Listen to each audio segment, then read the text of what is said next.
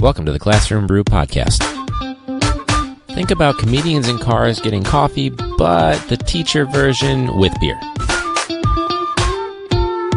Classroom Brew is associated with #TeacherPods. Make sure you check out other great indie and teacher podcasts around the world today. Welcome back to Classroom Brew. This is episode 59. And you know what? For this episode, I'm not even going to edit for time. I'm just going to keep it as I go. If there's a pause, that's how it's going to be. So I guess we're doing this one live. We'll do it live! Fuck it! So there was a recent issue going around, and this kind of relates back to what I'm going to talk about this week related to technology. Because it's something that comes up time and time again. And I had someone that interacted on the show. I apologize, I'm not remembering the handle on Instagram for the person that was asking me to talk about technology. But right now, we only have a handful of classrooms in my school that have one-to-one technology. Or really, it's Chromebook carts. That's really it. It's not even one-to-one. I can't use that phrase because technically one-to-one meaning every student has their own technology. They can take it with them, that type of thing. We recently found out that our school is being chosen as a 1 million school, whatever that means. So every single kid is going to get a tablet. They even get their own replacement for free. I think they get up to one replacement without any charge, so they can just destroy it. That's pretty common whenever you have one-to-one technology. It's kind of an issue. But anyways, with that on the horizon, the whole technology update with one-to-one technology, and I'll talk about my concerns with that, we had an issue with paper. And essentially, remember how I mentioned that we have a few classrooms that have their own Chromebook carts, one for every kid, but it stays in that room in the cart? We have an English department that each classroom has a Chromebook cart. Yet we have an English department that's making about 1,000 copies a day on the copier. So like monopolizing it for a good amount of time. And to be honest with you, the level of unprofessionalism, if you're going to occupy the copier and then walk out of the room, is astounding to me. Especially if I'm in the room and there was actually another teacher and myself. We were in the room and this teacher put the copies and then left. And of course the damn thing jammed and it ran out of paper multiple times because it's like a 50-page document they're trying to copy for about 100 kids. Like, you gotta be kidding me. You can't. The audacity of someone not to realize how inconvenient and rude that is just blows me away. With adults too. That's the crazy part. Adults. But anyways, we had this paper issue, and so our admin was telling us, you know what, you're cut off, you're using too much paper, which, don't get me wrong, I'm sure we were going through an absorbent amount of paper. Absorbent? Is that a word? That's not a word. Yeah, definitely a word. I'll check that later.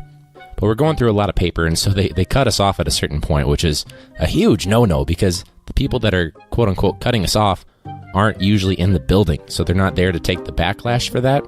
And my curriculum, personally, I can't speak to other teachers, but I make it all, or I modify it from something that I found. And so I don't have a book. I don't have workbooks. All I have are the things that I create by myself, and so I can make them into like a 1 or 2 page packet, but most of the time I'm doing handouts every single day. And I'm pretty efficient, but I still rely on that.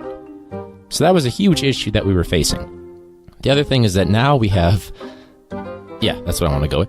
The other thing is that we also have this issue with technology, and we have absolutely a zero tolerance policy with phones. We're still not sure if admin's going to be liable for the phone issue or not, like taking them if they're on them, something like that. I just take them for the day. I have a lockbox. Hasn't been a problem. Fingers crossed it stays that way. But with one-to-one technology coming into our school, I don't see the maturity for any high schooler, especially in my high school, where they can handle that. So I'm going to tell them, no, get off your phone right now. All right, if you could go to your tablets and then on the internet, like, what?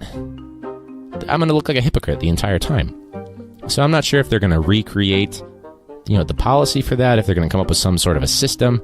My guess is probably going to be up to the teacher, so I'm not really sure. Like, how do I grapple with that? Sure, I'm going to use it all the time for, documents instead of printing stuff out. I'm going to print a whole lot less, but that off-task student, or even the student that just can't handle having a piece of technology, like they'll have an iPhone, they'll break it the next day, and then they've got a Cricket, break that the next day. Like, there are so many issues that I have no clue how we're going to manage them, just because of, there's this phrase that, like, in our school, we can't really have nice things because things are constant. Like, we just painted our walls, and there's still kids that are trying to graffiti the brand new, the newly painted walls, rather, which is insane to me. Like, you have something nice, take a little bit of pride in it, invest a little bit. There's even some kids that are saying in our building that there's a reputation that the academics in most classrooms is not rigorous enough, that it's easy. Yet those same kids are the ones that are failing. So I'm not sure, I can't really buy into this whole, well, if I tried, that bullshit. I just see what people say and what people do seem to be very off. And that is not just talking about the students, but also the adults in the room. So my concern is making sure that I don't come off as a hypocrite with this, saying one thing, but then turning around and saying another thing, or doing another thing, rather. When we're talking about phones versus tablets, I'm not sure. I was scheduled to get a Chromebook cart. I'm not sure if that's still going to happen. That would have been nice because I can control when those are out and not out. So I don't know. I guess we'll have to see. But the other thing, this is the big thing for this week, because we're talking about something that resonated with me with Justin, talking about how kids seem to be entitled. Like, they need every single thing on their plate. You know what? I'm just going to pause right now. I'm going to put Justin's quote right in here. This generation, I don't know what the hell happened with them, but unfortunately, they all entitled and they all soft. They think everything should be handed to them, literally. They should stand there, they should put their hands out, and they should hope somebody get them a plate. And they should have all the food that they want on it. They truly believe that. And it's sad, because it's crazy, because in the real world, they're not going to get it like that. And so with that, it makes me think, I guess that's the one time I am going to edit for time, because I have to make sure I don't talk over it or there isn't a long pause after that. But I guess my big thing is, we're setting up all these things with, technology and giving them these freebies and things like that. They don't pay for field trips, for example, which is insane. We never had that. And I get it. I work in a low-income school, but it's sort of feeding into this idea of entitlement. And it's a problem. Now, granted, I think like the meal program's great. Free food, great. Put it in their fees or whatever. But one-to-one tech, we never really had that. And it's something that I have to grapple with right now as an adult, and as also a former student that didn't really have those benefits. I don't know. I guess it's just a concern I have, because I don't see myself putting in the same amount of rigor to my curriculum, because it just doesn't work. And granted, I'm very happy with what I'm doing right now, especially this year. It's going a lot better. But I'm seeing a lot of, fatigue with these kids. But really, they're not doing anything that's that strenuous. It's really not that much. But because they're not used to it, because that system has kind of failed them, it's hard for them. Or they can't read. Or they've never had to do something for more than, 25 minutes at a crack. I don't know. It's something that's been circulating in my mind. But back to the entitlement thing. There's something going around, and I've been hesitant to talk about this because, I'm not trying to throw anyone under the bus. I never say like last names or anything like that. I won't even say names at all for this part. But there's this new initiative going around that I absolutely disagree with. And I'm not going to use the name because I'm not sure if it's common or if it's just my school. But essentially, it's paying kids for behavior, attendance, and grades. And without giving away too much, the title also has it's almost like a connotation. You could very well mistake it for, it's drug related just because of the name of the title, but that's a whole other issue in itself. But my big thing is that there's no budget for paying these kids. It's not coming out of the district or the network or the school budget, whatever, admin budget. We're getting emails every single week saying, hey, can you please donate to this incentive for kids? Now, granted, it's going to the kids that are obviously, they're deserving of it, I think. It's kind of tricky because I'm not sure if this is, very subjective or objective, as most things are. But it seems problematic that they're asking the teachers, hey, can you basically pay for your students to do what they're supposed to be doing? And that's my big concern. So if they ever, single me out to say, hey, Ryan, you haven't donated anything to this incentive, I'm going to bring up my issues that I have with it again. And I say again because I did attempt to bring up an issue with this when it was pitched to us in a meeting. Now, I brought it up, and you may know that I also teach an AP course in psychology. And one of the things that I think I'm pretty well versed in is schedules of reinforcement. Now, I don't know about you, but in my building, if every student knows, we've got this incentive that pays us at the end of every month for doing X, Y, and Z, they can be a complete asshole the entire first 25 days of the year, and then the last 5 days, they do what they're supposed to do, and they could technically qualify, I believe. But if they know that that incentive is coming every 2 weeks, every 4 weeks, then they're just going to, work toward that goal. Whereas really what it should be, instead of that fixed interval schedule, it's happening every single month on the clock, I believe they should switch to an interval schedule. So that way, sure, the motivation for their behavior, their attendance, their grades, their engagement, whatever it is that they're trying to get with this incentive, sure, it can be motivated by the money. The association is behavior gets me money, fine.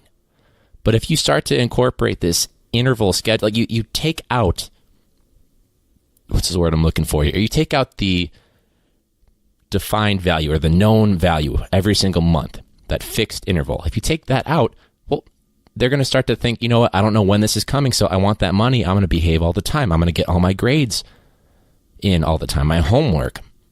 I'm going to be an invested student, a good person. And then maybe the incentive will come. So that eventually, in my mind, the idea is you take away that incentive altogether, but the idea, the association of I should be a good person, I should be a good student, that still remains. But again, I kind of met that with, and it's problematic, but I've never felt like an outsider, but I was made to feel like an outsider by a particular member of the staff when I showed my objection to the philosophical idea behind this positive incentive. That's about as political as I can get right there without saying too much. But it was essentially, it came down to, a disagreement between, this reinforcement schedule, and it came down to the issue of who I am versus who this other person is that was trying to vouch for the program. And it's not even the person that came up with it. So I guess that says something, right? But I guess I was shocked at how negatively I was met, or how, it wasn't like a discourse between two educated people like you would hope in a fucking school, right?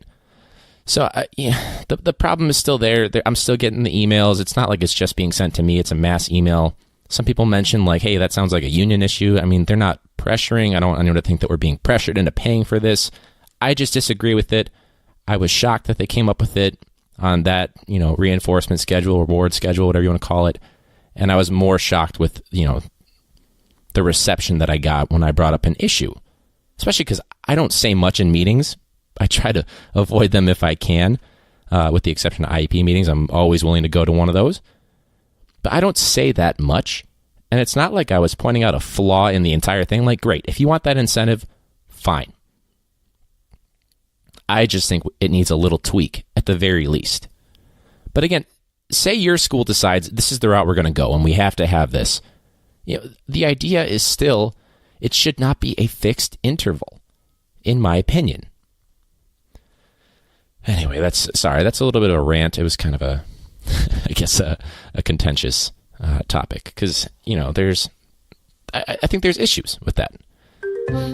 I guess one of the last things, Halloween just passed. I'm recording this right before Halloween, but I had a few students ask, are you dressing up?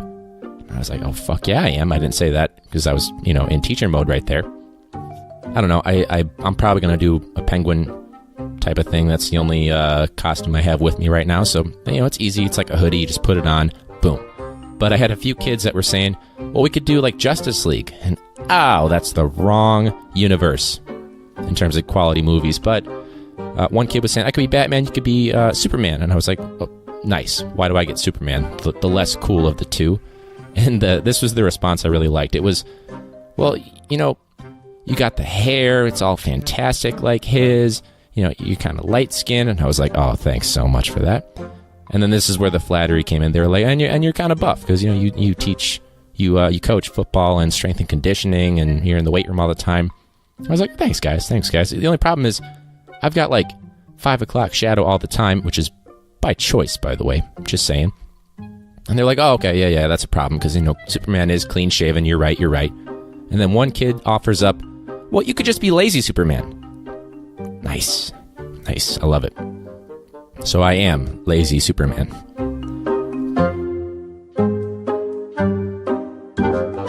But hey, I don't even know, man. It's been, 15, 20 minutes or something like that right now? That's a big range for a podcast. Shouldn't have said that. But I don't know. I'm feeling like Mark Maron-esque or something, or Chris D'Elia, where you just go and you have the mic in front of you and that you're not really editing. You're just kind of, shooting from the hip.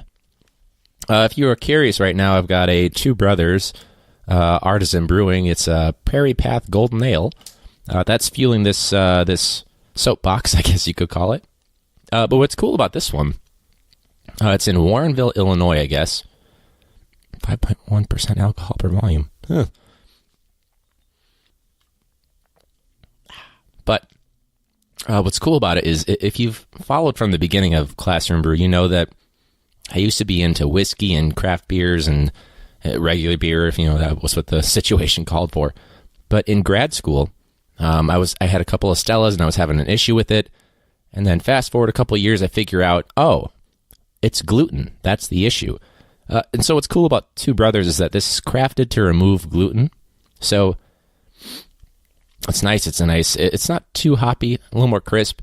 But this is not a problem for me because there's no gluten in it. So that kind of sucks. It takes all the fun out of life that I have to watch these different stomach things. I wonder what else is going to come up with my old age as I get up there in the mid to late 20s. But that was kind of cool. It was a different drink for Classroom Brew, if you were curious.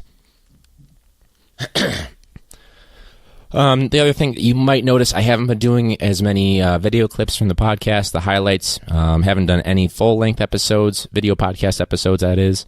And the reason for that is really, now that the school year is, it's been underway for a while, and even though coaching is done, so I'm not spending, 12 hours a day at the school, and my weekends are pretty much free unless I proctor an ACT or SAT. Those take a long time to create, to be honest with you, even if they're only like 35, 40 seconds. And really, I do enjoy making them. It's just a matter of, I would probably need a little bit more on Patreon to kind of help support that venture, that creative venture, if you can call it creative. I'm not really sure. Shots fired if, you don't think so. But they're not going away. For right now, it just hasn't been worth my time. They are fun to do. I'm sure I could have picked anything from this episode, but, sometimes it's nice to just have a pure audio rant session, classic podcast style. Doesn't always have to be video podcast. But along with that, you can tell this is a good thing I did this live without any cuts. I wonder if there's any big pauses. I'll have to take a look when I'm editing this, or should I? I probably will, don't worry. But no, this one's been fun. This was episode 59. If you haven't already, please make sure, rate us in whatever app you're listening to. So, 5 stars, 4 stars, preferably 5 stars. For sure, nothing lower than that. But if you could let people know, maybe like a little quick review, like 1 or 2 words, that really helps me out. Especially when you're talking about iTunes or Apple Podcasts. That seriously helps out the show a lot. I think they base a lot of that stuff on ratings, which it's not the most important thing, but it'd be kind of nice to, make a little bit more money off of this, That's just me, though. But if you haven't checked out the Lazy Teacher podcast, my buddy Brian, he and I work together a lot. We love critiquing each other's shows in a positive way. We're not like, negative or anything.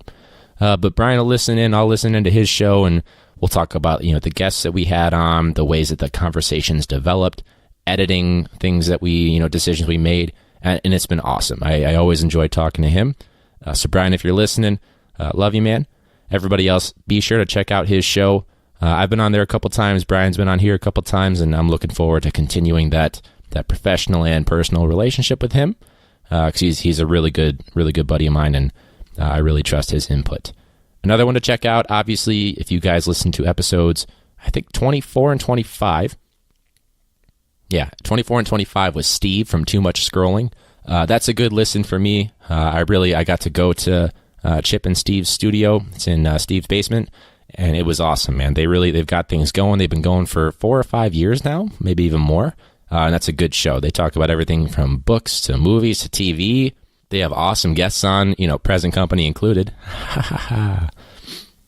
But also like authors of these books and, TV stars, movie stars, things like that. Like they've got it going on. So check that one out. Steve's a teacher.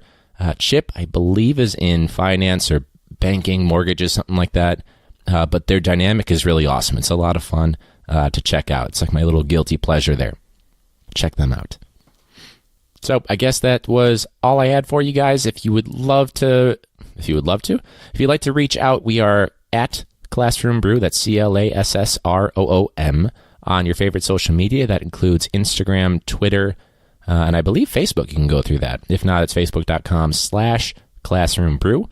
Most of the posts go on Instagram, but I'm not as big on Instagram or Twitter as I used to be.